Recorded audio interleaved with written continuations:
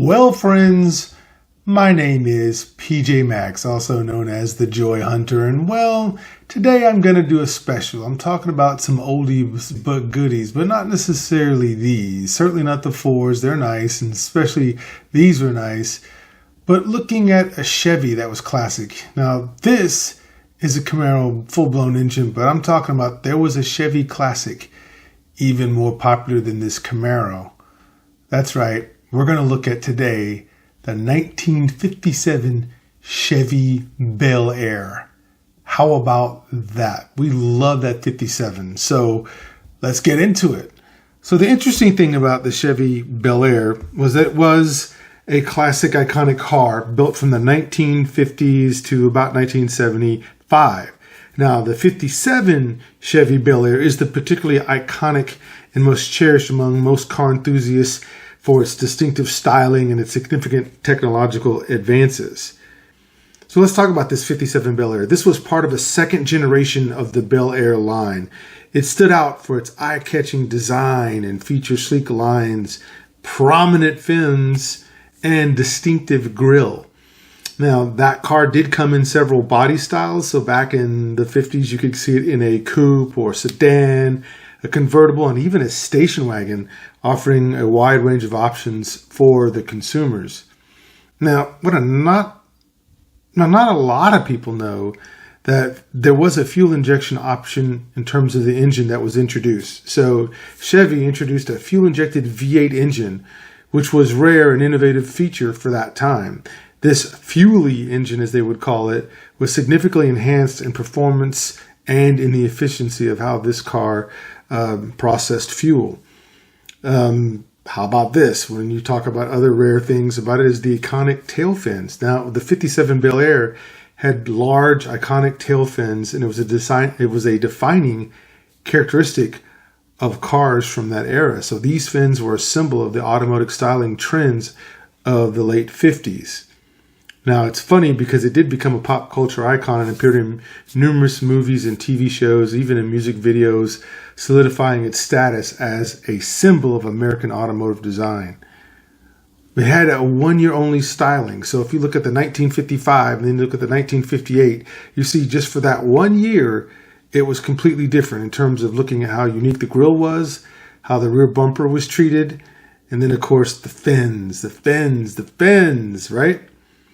It also came in a wide array of colors. So Chevy was really trying to explore with that, trying to get as many buyers to get into it because you could customize it and personalize their car to a great extent.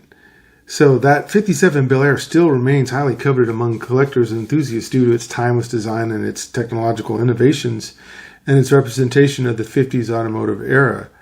Now, I did mention that it had made it in several TV shows and some movies that you might remember. So in terms of movies, it was in American Graffiti, which came out in 1973. Now, that was a white 57 Belair that was featured prominently in that classic coming-age film directed by who? That's right, Star Wars director himself, George Lucas.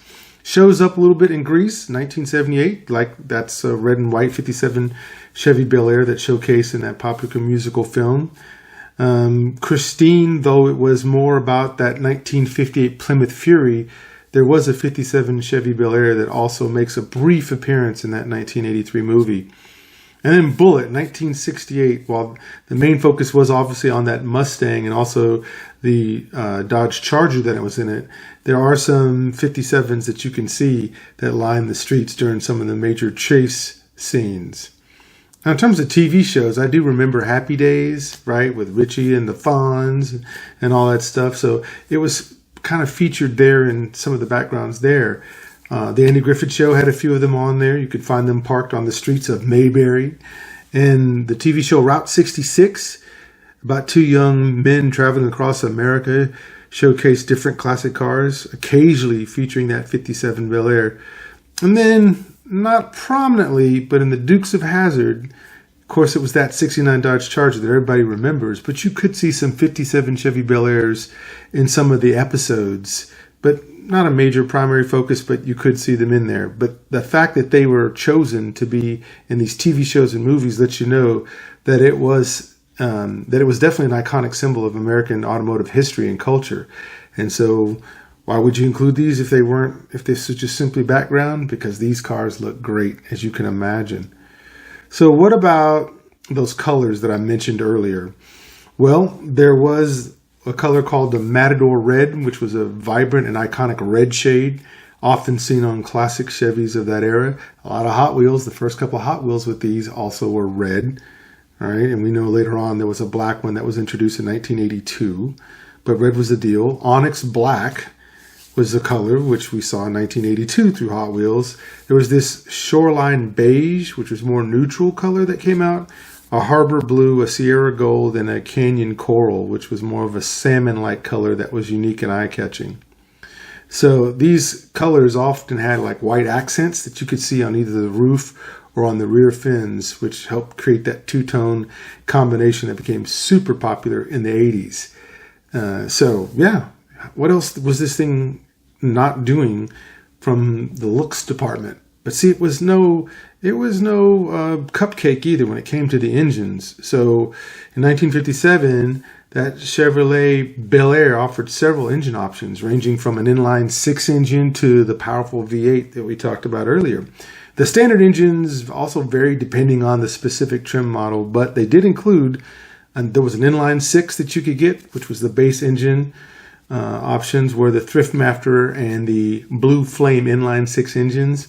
These engines typically had about 140 to 165 horsepower rating.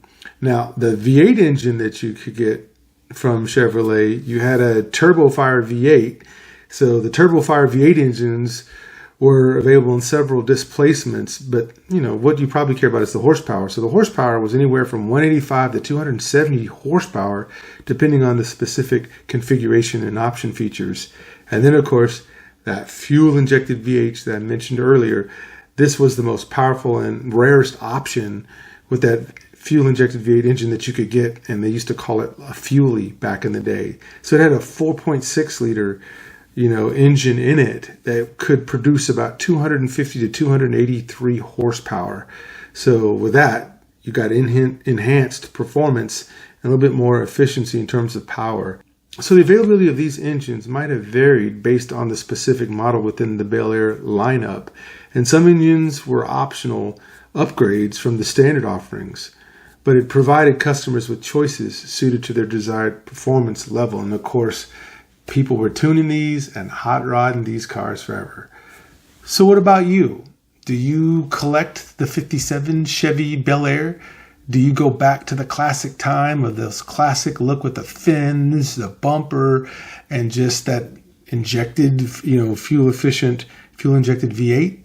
Yeah, it's cool. Now, I'm surprising as I looked in here in my old classic Hot Wheels, none of my 57 Chevys are still saved today. This is the closest I could get to the Chevy in my old stuff was this Camaro. But maybe you have them. Maybe I need to start picking them up. Well, what do you think? Do you like the Bel Airs? Do you like the 57 Chevy? Or do you like the 55 more, or maybe even the 58? Well, either way, comment below and let me know. What do you think of the classic, iconic 57 Chevy Bel Air? All right, with that, let's check out the crawl. And also remember this, when you're collecting Hot Wheels, or anything for that matter, just collect what you love and love what you collect, and you'll have fun in this hobby. All right? I promise you, I'm the Joy Hunter, and I'm out. Let's look at the crawl.